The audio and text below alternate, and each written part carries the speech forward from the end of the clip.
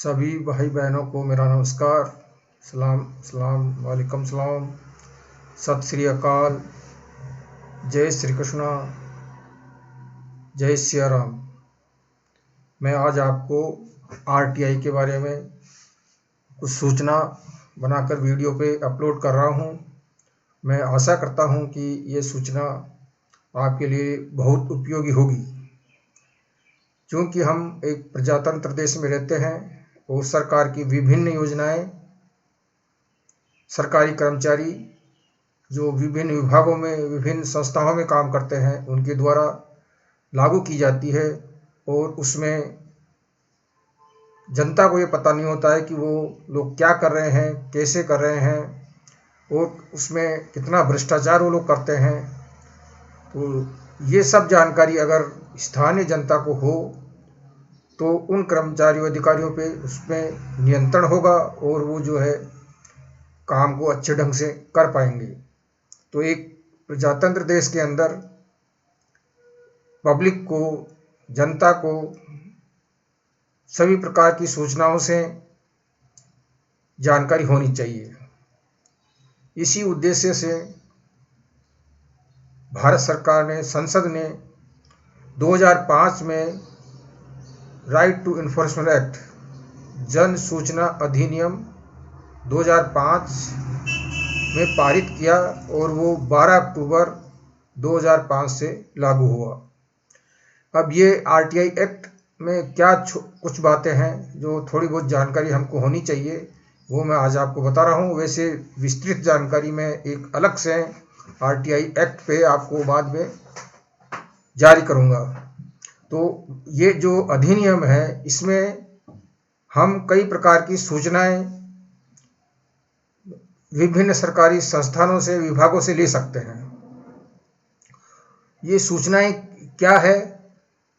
तो सूचनाओं के अंतर्गत ये आता है कि उन विभागों के पास जो भी अभिलेख है, रिकॉर्ड है, दस्तावेज है, रजिस्टर है, नक्शे हैं, और इसी प्रकार के कई प्रकार के पोस्टर्स या कई प्रकार की उनकी बुकलेट्स है, ये सब सूचना के अंतर्गत आप प्राप्त कर सकते हैं। इसके अलावा यही नहीं, बल्कि उनके किसी काम का सैंपल भी आप उनसे प्राप्त कर सकते हैं, और वो भी सूचना के अधिकार के अंतर्गत है।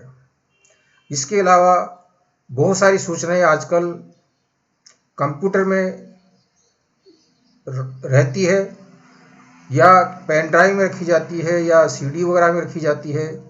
तो इस प्रकार की भी जो भी सूचनाएं, या वेबसाइट पर रखी जाती है, इस प्रकार की जो भी सूचनाएं हैं जो कि इलेक्ट्रॉनिक डॉक्यूमेंट्स कहलाते हैं या ई अभिलेख कहलाते हैं, उन अभिलेखों की सूचनाएं, उन कागजात की सूचनाएं भी हम उनसे प्राप्त कर सकते हैं। अब ये सूचनाएं जो हम प्राप्त कर सकते हैं, इसके क्या उद्देश्य है? तो इस सूचनाओं को प्राप्त करने का हमारा उद्देश्य यह है कि जनता का प्रत्येक व्यक्ति जानकारी हो उसको कि उसके आसपास सरकार द्वारा क्या क्या योजनाएं लागू की जा रही है, कैसे लागू की जा रही हैं, उनमें कितना बजट है और किस प्रकार की उनकी क्वालिटी है।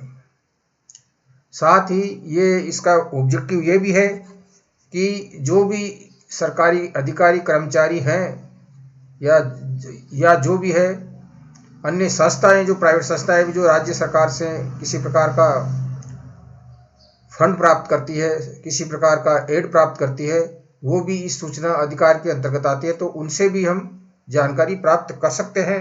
तो इन सब प्रकार के लोगों को हम उनको सूचना के लिए उनको हम बाध्य करते हैं इस अधिनियम के अंतर्गत, जिससे कि वो पारदर्शिता के साथ और जिम्मेदारी के साथ कार्य करें। तो इस अधिनियम का मुख्य उद्देश्य यह है कि हम सरकारी अधिकारी कर्मचारियों द्वारा जो भ्रष्टाचार किया जाता है उस पर रोकथाम लगा सके, और साथ में ही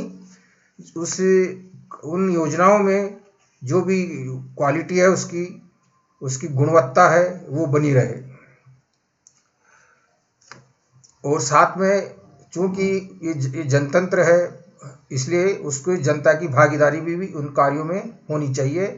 ये इसके मुख्य उद्देश्य है। लेकिन साथ साथ इसी अधिनियम में ये भी बताया गया है कि कुछ ऐसी सूचनाएं जो कि पब्लिक डोमेन में नहीं जानी चाहिए, देश की सुरक्षा से संबंधित, देश की में जो है शासन तंत्र शांति व्यवस्था स्थापित हो सके, या ऐसी सूचनाएं जिससे किसी व्यक्ति विशेष की जिंदगी को खतरा हो सकता है, या वो संस्थाएं जो हमारे देश की रक्षा में और किसी प्रकार के उपद्रवियों को कंट्रोल करने के लिए जो संस्थाएं बनी हुई है, उन संस्थाओं से भी हम सूचनाएं लेने के लिए मनाही है।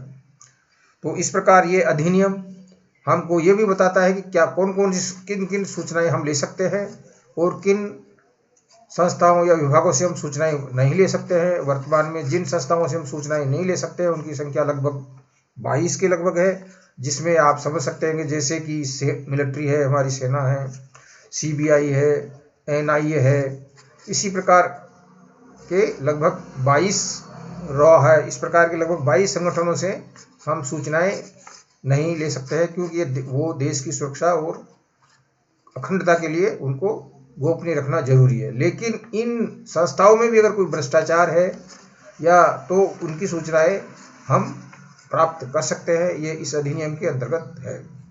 अब ये सूचनाएं हम उनसे ले और लेकिन ये सूचनाएं हम उनसे प्राप्त कर सकते हैं, और जो हम लेकिन ये अधिनियम ये नहीं कहता है कि हम उन व्यक्तियों से सूचना प्राप्त करके उनसे स्पष्टीकरण पूछे या उनके खिलाफ हम कार्रवाई, किसी को कहें कि इनके खिलाफ कार्रवाई करिए, इन्होंने भ्रष्टाचार किया है। ये इस अधिनियम के अंतर्गत नहीं है, इसके लिए आपको अलग से कार्रवाई करनी होगी। तो इस अधिनियम की अब सूचनाएं प्राप्त कैसे करें आप लोग, तो इसके लिए इस अधिनियम में ये प्राविधान किया गया है कि जो भी विभाग संगठन है, जो भी अथॉरिटीज है, वो अपने तहसील स्तर पर, जिला स्तर पर और राज्य स्तर पर या हर एक ऑफिस में एक जन सूचना अधिकारी या पब्लिक इंफॉर्मेशन ऑफिसर नियुक्त करेंगे। और ये कार्रवाई वर्तमान में लगभग सभी विभागों ने कर रखी है। और ये कौन कौन जन सूचना अधिकारी होंगे, इसकी जानकारी आप संबंधित विभागों के वेबसाइट पे जाके पता कर सकते हैं। और जैसे कि मान लीजिए किसी जिले में समाज कल्याण का अधिकारी है, या तो आप उस समाज कल्याण अधिकारी में जो भी PIO नियुक्त है या नामित है जन सूचना अधिकारी, उसको आप अप्लाई करेंगे और उनसे आप जो भी सूचना चाहते हैं प्राप्त कर सकते हैं। इसके अलावा इस में यह भी प्रावधान किया गया है कि मान लीजिए सूचना 30 दिन के अंदर दी जानी चाहिए, या कुछ मामलों में 24 घंटे के अंदर भी दी जानी चाहिए जहां आदमी की जान माल को खतरा हो तो। और कुछ सूचनाएं अगर वो ऐसी सूचनाएं हैं जो थर्ड पार्टी सूचनाएं कहलाती हैं, उनके लिए कुछ समय अधिकतम यानी कि 45 दिन तक वो सूचनाएं देना आवश्यक है। मान लीजिए इस समय अवधि में वो जन सूचना अधिकारी कोई आपको सूचना नहीं देता है, तो आप इसकी अपील जो कि विभागों में जो अपीलीय अधिकारी होते हैं, जो कि उसी वेबसाइट पे आपको मिलेंगे कि उस PIO का अपीलीय अधिकारी कौन है, उसके जो भी उसने सूचनाएं नहीं दी उसके लिए आपको कहाँ अपील करनी पड़ेगी। तो इसके लिए फिर आप उनके अपीलीय अधिकारी जो विभाग में ही होता है, उनका सामान्यतया उनका नियंत्रण अधिकारी होता है, उस अधिकारी को आप सूचना के लिए अपील कर सकते हैं कि इस जन सूचना अधिकारी से मैंने ये सूचनाएं मांगी थी और इन्होंने मुझे आज तक नहीं दी है, और 30 दिन की अवधि भी समाप्त हो गई है, उसके बावजूद भी ये सूचनाएं नहीं दे रहे हैं, तो कृपया आप ये मुझे सूचनाएं दिलवाइए और आवश्यक हो तो इनके खिलाफ अनुशासनिक कार्रवाई भी करिए। इस प्रकार ये 30 दिन में आपको ये अप्लाई कर देना चाहिए। अब मान लीजिए कि वो अपीलीय अधिकारी भी सूचना दिलवाने में असमर्थ होता है, या आपको सूचना देने के लिए बाध्य वो जो है कुछ भी नहीं करता है, तो आप इसकी द्वितीय अपील या सेकंड अपील राज्य सूचना आयोग में कर सकते हैं, और केंद्रीय कार्यालयों वाले केंद्रीय सूचना आयोग में इसकी शिकायत कर सकते हैं। अब उसके लिए भी ये जो अपील आप सेकंड अपील करेंगे वो आप अधिकतम 90 दिन में आपको ये कर देना चाहिए। जब आप ये सूचनाएं वहाँ करेंगे तो वहाँ से जन सूचना आयोग के जो भी सूचना आयुक्त होंगे जिनके पास आपका मामला विचाराधीन है, वो आपकी बात को समझते हुए आपको पारित करेंगे और आदेश पारित करेंगे और आपको सूचना दिलवाने का हर संभव प्रयास करेंगे। यदि इसके बावजूद भी वो जन सूचना अधिकारी जो जिस विभाग में सूचना आपको चाहिए थी वो नहीं दे रहे हैं, तो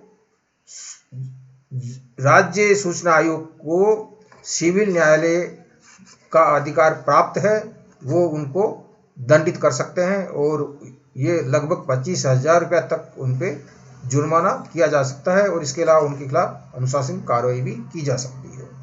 तो मैंने बताया कि कहाँ से आपको सूचना प्राप्त करनी है और कैसे प्राप्त करनी है। इसके अलावा अब आप मान लीजिए कि ये सूचनाएं कैसे प्राप्त करें, इसका कोई किस प्रकार से हम प्रार्थना पत्र दें या आवेदन करें या किस प्रकार से हम एप्लीकेशन तैयार करें, तो इसका साथियों एक्ट में कोई भी निश्चित प्रारूप नहीं है।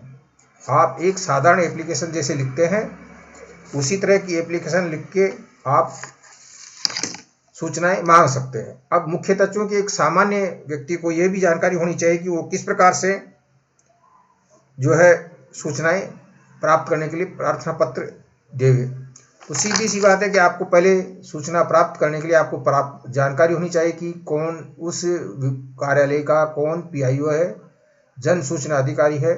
तो आप उस सेवा में जन सूचना अधिकारी और फला फला विभाग या फला संस्था के को लिखेंगे और उसके साथ जो आपको सूचनाएं मांगी गई है आप उसमें मेंशन कर देंगे कि हमको ये सूचनाएं चाहिए, क्रमांक 1 2 3 4 5 जो भी आपको सूचनाएं चाहिए वो अप्लाई कर देंगे।